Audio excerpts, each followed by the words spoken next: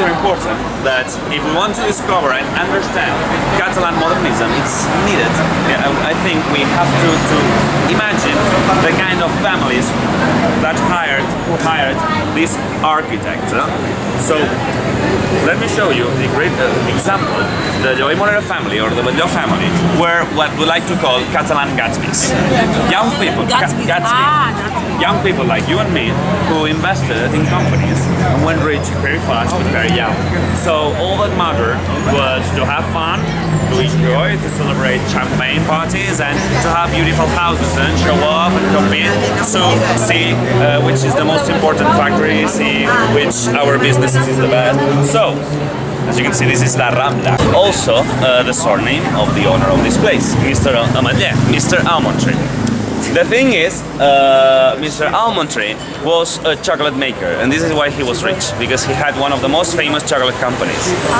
And here I like to add, I personally love chocolate with almonds. I think it's a wonderful combination. Mr. Almond Tree, it's a chocolate maker. In any case, this man had one of the most important companies, factories in Barcelona. Actually, the Amadé chocolate is still nowadays a chocolate making factory.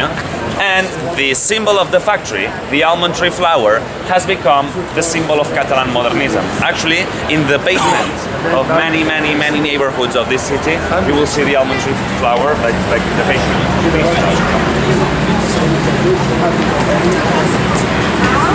You see, every of these red dots is a symbol for a root of Catalan modernism, and this is the flower of the almond tree chocolate factory, the chocolates Amadé, but as well the symbol of Catalan modernism, because this was one of the first modernist constructions in Barcelona, and it became the symbol of the Catalan Art Nouveau, let's say. The Amadé family hired in 1898 the pragmatic architect Puig de Fal, one of the architects who has built some of the best hospitals in Europe. So this man built this wonderful facade in 1898 for the Amadé family. What is interesting about this place, it's pragmatism, it's Industrial Revolution time, and this man wants to do an advertisement facade. So if we come, it's a very important symbol for Catalonia. We said this, the Joey Morera family had a dragon, and the Amadé family, as we can see over there, they have the dragon and the dragon's later. The dragon is a very important. But those are gargoyles. Yeah, those are gargoyles. But the dragon is always at the front door, as we can see, as we could see in Joey Morera, in Casa Batlló as well. There are dragons, and most importantly, the dragon's lair. Can you see? We can come here.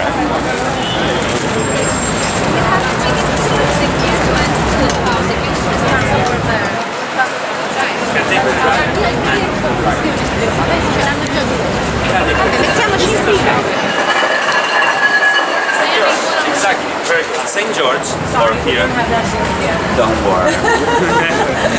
We have other guys. There are other guys, yes. St. Jordi, in Catalonia, San Jordi, or St. George, it's a very important saint. Before, Casa Batlló was like this. Did you see? Yeah. This is the Amadé house, and this is Casa Batlló. What was the problem here? The problem was that the Batlló family, Mr. Batlló, was richer and more powerful. What did they look like? Batlló? Yeah. So we have to imagine, like these people. Yeah, no, yeah. That was his house? That was his house. That was Casa Batlló. It was boring, it was straight line, and compared to the Amadé house, it was. The problem is that Mr. Batlló had more money, he was richer than Amadé. So with this, in 1904, he wanted the best architect in town. So in 1904, he hired Antoni Gaudi, this crazy man who was doing something very crazy in a cathedral at the north of the city, Sagrada Familia. Now it's time to discover Antoni Gaudi. Antoni Gaudi was a genius.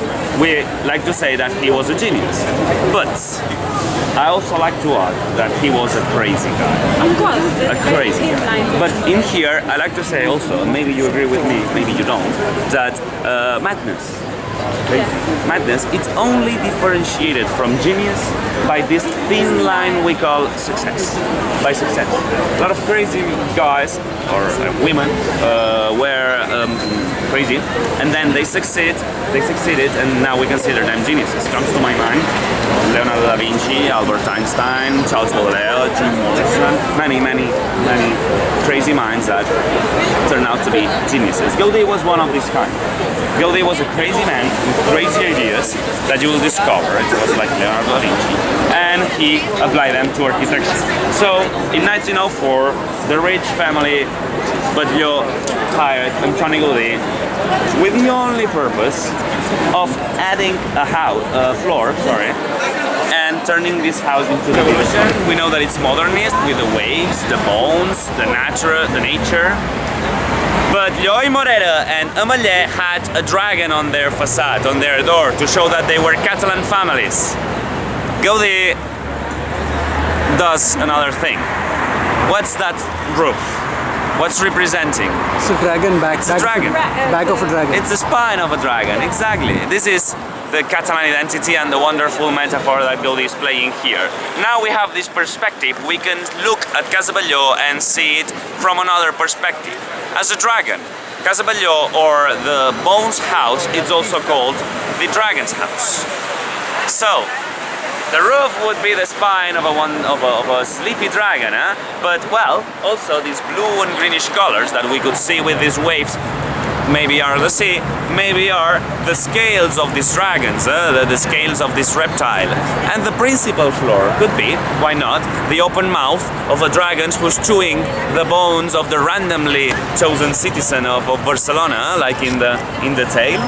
And the skulls or the ribs of the ones who already ate are in the belly of the beast. So it's more or less a little bit a question of perspective, a question of imagination. This is the wonderful thing that Antoni Gaudi, the metaphor that Gaudi plays in here. More things, because Casa Batlló has many things. I would like to show you this lizard. It's again by Antoni Gaudi. Antoni Gaudi, you will see that likes lizards. This is called La Sargantana, and this is in the north. It's in a park, in the Parc Güell. It welcomes you in the Parc Güell. If you like Casa Batlló, you will love Parc Güell, because it's a park designed, careful with the cars. This is El Tibidabo. Tibidabo used to be a monastery, but nowadays it's a theme park. It's an amusement park. Yes, in modernism times, in the early beginnings of 20th century, they changed this top of the mountain into an amusement park, and again, it's one of my personal recommendations. If you like amusement park or modernist art or mountains and nature, this must be your place in Barcelona, the crown of Barcelona, El Tibidabo. You can also go there by train, by cable cars. It's a modernist amusement park, so you can go to the roller coaster or just walk there around in a sunny day like this. The size of the doors. Yes. This is also something that was very cool.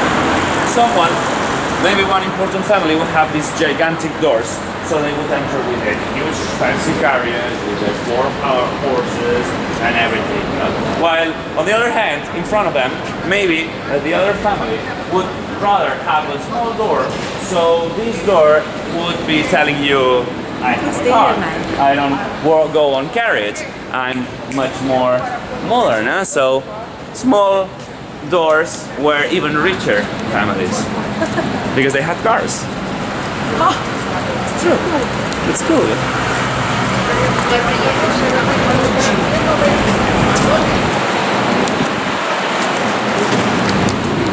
sure you're not taking that out? You just took that out, yeah? Yes, we did. It wasn't happening at this party. It's the modern. Because I had coffee. And I was like, choose number one. Never had coffee outside the choose. No, It's shitty.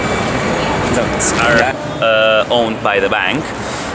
In any case, these were private then, in 1906, and still private now. I've been in parties at the roof. Yeah? It's actually amazing. The roof, it's one of the best roofs in the world. now I'm going to tell you why. I'm going to explain a little bit about the Pedrera. A little bit, because as well, in the Pedrera or in Sagrada Familia, it's impossible for me to share everything with you. These are 30 years of discoverings, and if I had to share everything in La Pedrera or in Sagrada Familia with you, we would be here until July or something. In any case, La Pedrera is many things. It's said to be the most intelligent house in the world. It was built by Antoni Gaudi in 1906, and it was built from 1906 to 1912. This, as you can see, is a very, very big house with a very strange shape. The thing is, I would say that my favorite house is the Dragon House because it's very beautiful. But La Pedrera architects, professional architects, people who knows about architecture more than I do, they will tell you that La Pedrera is more interesting because it's wavy, especially. It's a wavy house, not a house with a wavy facade or a wavy corner. No, it's a wavy house, and this, for architects, is very difficult to calculate, to make the numbers. And Antoni Gaudi would build this gigantic wavy house. This house, La Pedrera, means the quarry. Excuse my English pronunciation here. The quarry is the place where you take the stones to build the place. La Pedrera means the quarry because it represents these mountains, and in these mountains there used to be a quarry. The stones used to build the Pedrera are taken from Montserrat. Montserrat is this holy mountain with a strange shape and a monastery on the top, which is placed 60 miles away from here, which is 70 kilometers away from here. It's a holy mountain with a monastery, and we know that Gaudi was a very religious person, so he used the stones of the quarry of Montserrat to build the house, the quarry. Montserrat is a pilgrimage area. People from Barcelona used to go to Montserrat since very, very ancient times on pilgrimage. But if you go to Montserrat on pilgrimage, you have to go there on your knees, backwards. So it's something which is not easy, 70 kilometers this way. In any case, Gaudi was so religious that he wanted to inspire his devotion in La Pedrera. So, in 1906, Mr. Milai Fontanals, who was one of the most important persons in Barcelona, he was one of the richest persons in Spain, wanted the best architect, Antoni Gaudi. And well, yes, he built one of the cleverest house. One of the things I like the most of La Pedrera is with these ways could be considered the sea, but La Pedrera has a lot of straight light. It's one of the biggest houses in Barcelona, and Barcelona can be very hot on summer. So Gaudi prepared a system to refrigerate the house. Some of the windows, which are, by the way, made out of iron, are like sea foam, like sea waves splashing, and it reproduces this nature style. It's a modernist house, but as well, these windows. He died in 1926, we'll talk about it, but well, Subirachs was, because Subirachs unfortunately died last year, so Sagrada Familia now is going to have the third architect. Yes, we had this funeral and all that, but Subirachs was following Gaudi's design perfectly. He was obligated, but he was a follower of Gaudi. He was a great architect and he wanted to imitate Gaudi, but in a humble way. He's paying a tribute here, and we chose him, well, not me personally, but the city of Barcelona chose him to follow Sagrada Familia, to continue Gaudi's design. So, you already a little bit pros about Antoni Gaudi. One little thing is going to happen in this tour is that there's going to be a boss sometimes in front of it, so we change our perspective. If the boss stops in front of it, we go to another point of view when we see it from there. But well, Subirachs, trying to imitate Gaudi, you will see that it's a little bit like Antoni Gaudi. These waves, these columns like bones, these scriptures, and then this decoration, it's bone-like, organic shape, but it's not Gaudi. We can see this. Much more straight and angled corners. But well, Passion Facade is basically a design by Antoni Gaudi, which is telling us the visual stories, the visual death of Jesus. In here, Subirachs develops, following the design of Antoni Gaudi, what we call the S-shaped comic. The S-shaped comic. Passion facade is based on 4 towers. Actually, each tower is with the saint. Can you see the saint sitting in each Yeah. tower? Yeah. And the central tower, this one is going to be dedicated to Jesus. Jesus is already there sitting. Can you see him between the 2 towers? He's like saying, yes, I'll be here. Let me know when you have my tower and I'll go there and sit. But the most important part of the Passion facade is the S-shaped comic. What is this? This is a comic that Gaudi painted, that he designed, and it goes.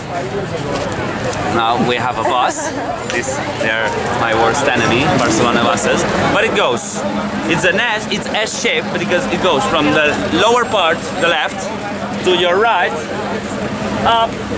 As you can see, it's unfinished, so part of it is covered. But it goes to the left, to the right. Sorry, up, to the left again, up again, and finally to the right. It's like an S, and it tells us the stories from the Bible, like Gaudi design.